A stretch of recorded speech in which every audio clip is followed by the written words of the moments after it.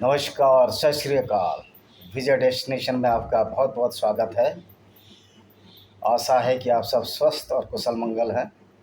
आज हम जो बताने जा रहे हैं, आज ये बताने जा रहे हैं कि किस तरह हिंदुओं के मंदिर और अन्य माइनॉरिटी के जो गैर मुस्लिम हैं उनके पूजा स्थलों को पूरी दुनिया में कैसे ध्वस्त किया गया था और कैसे ध्वस्त किया जा रहा है आज के समय में भी।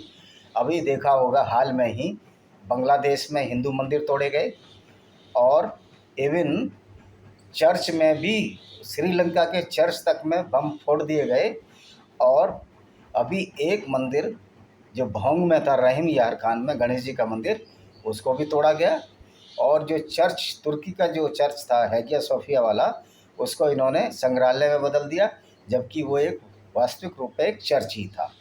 तो आप देख सकते हैं कि यह सहिष्णुता या इंटॉलरेंस किस धर्म में ज़्यादा है, किन लोगों में ज़्यादा है।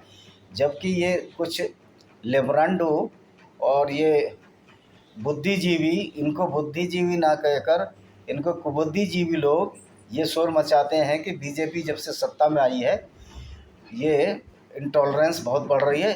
जबकि वास्तविकता ये है कि इंटॉलरेंस तो कभी हिंदू रहा ही नहीं है, उसके धर्म में ही नहीं लिखा है। उसने तो पढ़ा है जो पढ़ा है बचपन से, और माँ बाप भी जो बच्चों को सिखाते हैं वही सिखाते हैं कि बेटा किसी से लड़ाई नहीं लड़ना, सबके साथ समानता का व्यवहार करो। तो वेदों में भी लिखा है कि वसुधैव कुटुंबकम, यानी कि पूरा संसार ही हमारा कुटुंब है या परिवार है।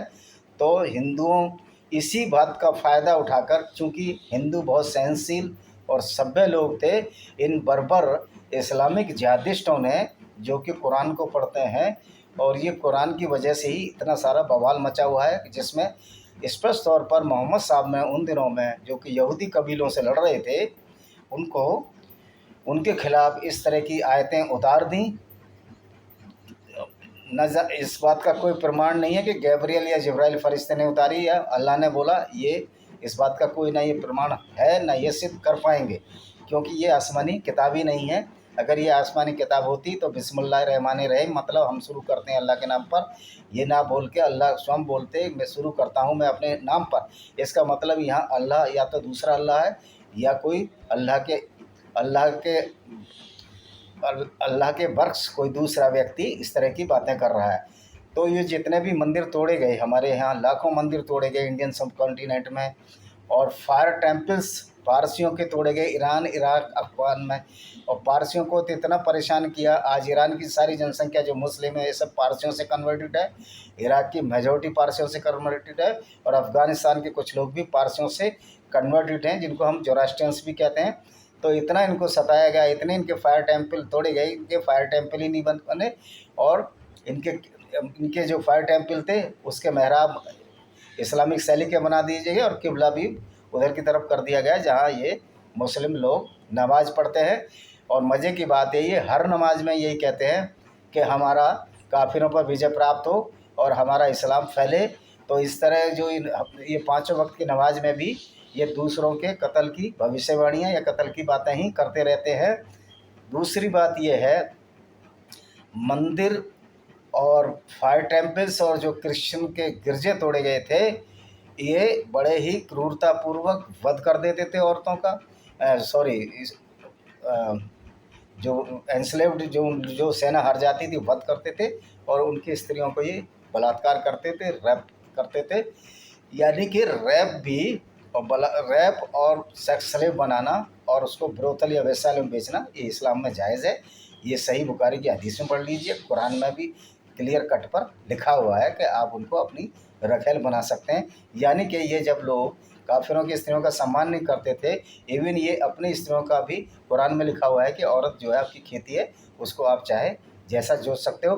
तो ये जो इसमें दोष मुसलमानों का नहीं है मंदिर तोड़ने में या अन्य चीज़ें तोड़ने में, क्योंकि इनको सिखाया ही गया है, मोहम्मद इनके जो नबी है, नबी ने सिखाया ही है कि इनके पूजा स्थल तोड़ो और इनको गुलाम बनाओ और इनकी स्त्रियों के साथ बलात्कार करो या व्यभिचार करो। जब इस तरह की बातें एक पुस्तक में होंगी तो वो पुस्तक किस तरह की धार्मिक पुस्तक है, ये इसका निर्णय हम पाठकों पर छोड़ देते हैं। और अब जो मेन मकसद है कि अब ये कुरान तो सर्वकालीन है, ये हमेशा रहेगी, जैसा कि इनके फॉलोवर कहते हैं या मोहम्मद साहब कहते हैं, अगर कुरान सर्वकालीन है तो ये खतरे भी जो गैर मुस्लिमों के लिए हमेशा बने ही रहेंगे, क्योंकि हमारे मुस्लिम भाई तो ये जानते ही नहीं हैं कि ये जो चीज़ है कुरान की अक्षरशः सत्य नहीं है, और ये जो इसको पालन करने से मानवता का ह्रास हो रहा है और पूरे दुनिया की शांति भंग हो रही है। बल्कि ये तो एक कट्टर की तरह ये लोग जो हैं उस पर फॉलो कर रहे हैं, जिसकी वजह से रोज़ गले काटे जा रहे हैं। जैसे कि फ्रांस में सेमी पेट्रोल का गला काटा गया, और एक कभी कोई सूडानी नागरिक, कभी कोई नागरिक कुछ ना कुछ यूरोप में करता है, और यूरोप के लोगों ने सदस्यता के आधार पर इन लोगों को शरण दी थी। ये सताए हुए हैं। वस्तुस्थिति ऐसी नहीं है। इनका एक टोटल एजेंडा है कि यूरोप को भी इस्लामिक जिहाद के नीचे लाना है और पूरी शरीयत लागू करनी है, क्योंकि इनका मेन उद्देश्य यही है कि पूरे वर्ल्ड में इस्लाम को लादा जाए, और इसके लिए प्रयत्न करते रहते हैं। लेकिन यूरोप के लोग इस चीज़ को समझ नहीं पाए। आज वो समझ रहे हैं, क्योंकि उनका ज़्यादा वास्ता इस्लाम के फॉलोवर से पड़ा नहीं था। उनकी जो लड़ाई हुई थी वो तुर्की के बाद उनको यूरोप में घुसने नहीं दिया गया था मुस्लिम्स को, इसलिए वो उनका वास्ता ज़्यादा पड़ा नहीं। और अब धीरे धीरे वास्ता पड़ रहा है, तो वो जान रहे हैं कि इनका असली उद्देश्य क्या है। कोई भी जो कुरान पढ़ेगा उसका असली उद्देश्य यही होगा कि शरीयत लागू की जाए और इस्लाम को पूरे वर्ल्ड में फैलाया जाए, और उनके मंदिर, फायर टेम्पल्स, चर्चों को तोड़ा जाए। जैसे कि पारसियों को तो लगभग इन्होंने ख़त्म कर दिया है। सीरिया को इन्होंने 25 साल में इस्लाम में प्रवेश कर लिया। सिर्फ ईसाइयत और हिंदू एक ऐसी दो कौमें हैं जो इनसे हज़ारों साल से लड़ रही हैं और लड़ती रहेंगी। और बहुत सारे जो मुस्लिम्स हैं जो कुरान की हकीकत को समझ रहे हैं, वो भी अब इस्लाम को धीरे धीरे छोड़ रहे हैं। ये एक शुभ संदेश है, क्योंकि अगर कोई किताब ऐसा वातावरण पैदा कर रही है कि जो लड़ाई झगड़ा, दूसरे के खून खराबा, उनके मंदिरों को तोड़ना, उनकी स्त्रियों के साथ रैप करना, लूट और रैंसम फिरौती सबके लिए अगर ये सर्टिफाइड कर रही है, तो ये सोचना पड़ेगा कि कानून का उल्लंघन तो ये किताब ही कर रही है।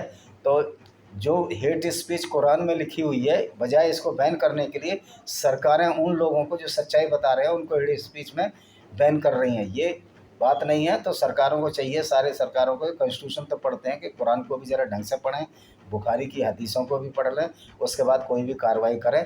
जैसे कि वही अश्विनी उपाध्याय के खिलाफ़ कार्रवाई, कोर्ट ने ज़मानत दे दी, तो हमारा उनका भी थोड़ा सा गलत रहा। उनको मुसलमानों के खिलाफ़ नारे ना लगा के कुरान की आयतों को डिस्क्लोज़ करना था, और उनकी जो सुपीरियरिटी और हैवानियत जो कुरान में वर्णन की गई है काफिरों के खिलाफ़, उसको बताना था। तो अब हमें ये देखना है कि ये चीज़ें तो चलती रहेंगी, इस्लाम के फॉलोवर भी रहेंगे, भले उनमें संख्या में कमी आ जाए धीरे धीरे, क्योंकि वक्त के हिसाब से लोग पढ़ रहे हैं और ऐसी चीज़ों को नहीं मानेंगे जो मानवता के खिलाफ़ है। लेकिन हमको इससे कैसे बचना है, ये मैं चाहता हूँ कि जो मेरे देखने वाले हैं वो भी कमेंट करके ज़रूर बताएं, क्योंकि इनसे कैसे बचना और कैसे फेस करना है। और कमेंट के आधार पर फिर मैं अगली वीडियो में आप सब लोगों को बताऊंगा कि इनसे बचने के क्या क्या तरीके हो सकते हैं। उसमें आपके कमेंटों को भी वेटेज दिया जाएगा, आपके कमेंट के हिसाब से ही बताया जाएगा। इन्हीं शब्दों के साथ मैं अपने इस वीडियो को विराम देता हूँ। आशा है कि आप स्वस्थ हैं, खुश रहेंगे, और मेरे मेरे जो चैनल को देखेंगे, बेल आइकन दबाएंगे और इसको शेयर भी करेंगे। वंदे मातरम। जय हिंद।